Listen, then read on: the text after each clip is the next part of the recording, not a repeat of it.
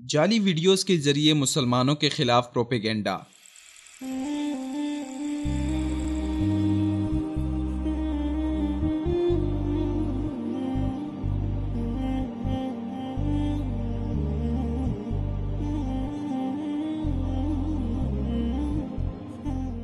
دور جدید میں لڑی جانے والی جنگیں میدان جنگ کے علاوہ ایک اور محاذ پر بھی لڑی جاتی ہے جس کا نام ہے رائے عامہ۔ اس جنگ میں لوگوں کے اذہان کو پروپیگنڈا کے ذریعے کنٹرول کیا جاتا ہے۔ آج کل اس جنگ کا ماسٹر مائنڈ امریکہ ہے،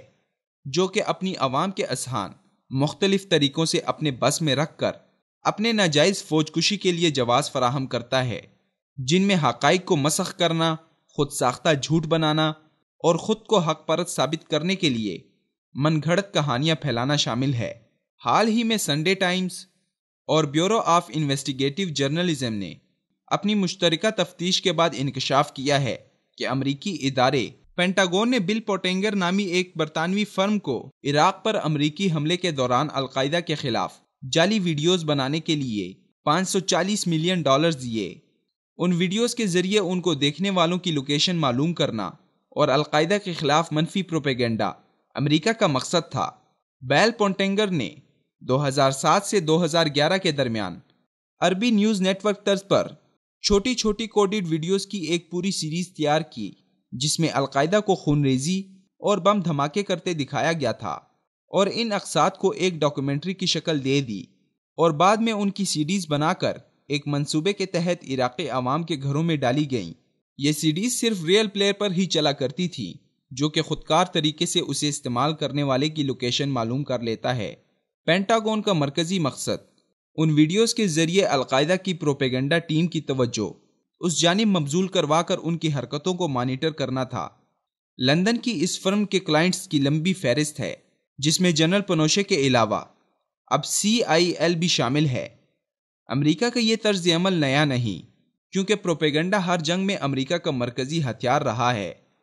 1979 میں افغانستان پر روسی حملے کے بعد امریکہ نے موقع سے فائدہ اٹھاتے ہوئے اپنے مفادات کی خاطر سوویت یونین کے خلاف خوب پروپیگنڈا کیا اور افغانی جنگجوؤں کو مجاہدین کے روپ میں پیش کر کے انہیں ٹریننگ دی اور ہتھیار مہیا کیے۔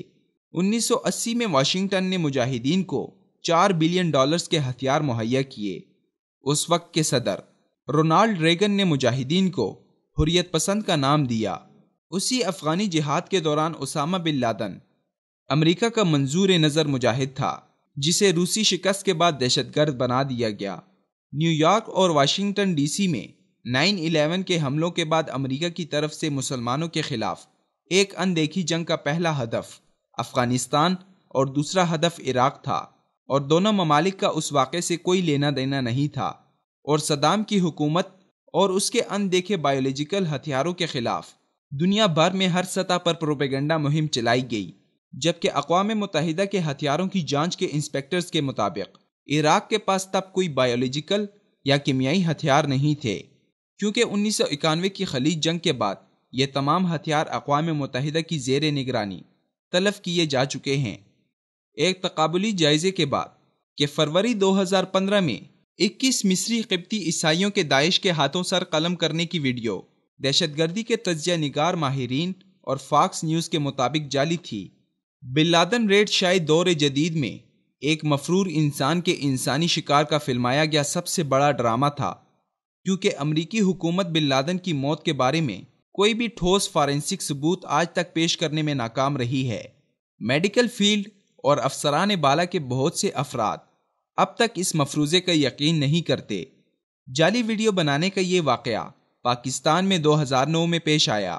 جب ایک NGO کی فائنینسنگ پر سوات میں ایک لڑکی کو کوڑے مارنے والی جعلی ویڈیو سامنے آئی، جس نے قومی اور بین الاقوامی سطح پر شدید غم و غصے کو جنم دیا، جس سے بنیاد بنا کر امریکی ایما پر آپریشن راہ راست شروع کیا گیا، جس کا مقصد سوات کے نظام عدل کو ختم کرنا اور دہشت گردی کے خلاف امریکی جنگ کو اپنا ثابت کرنا تھا، جس میں امریکہ کلی طور پر کامیاب رہا۔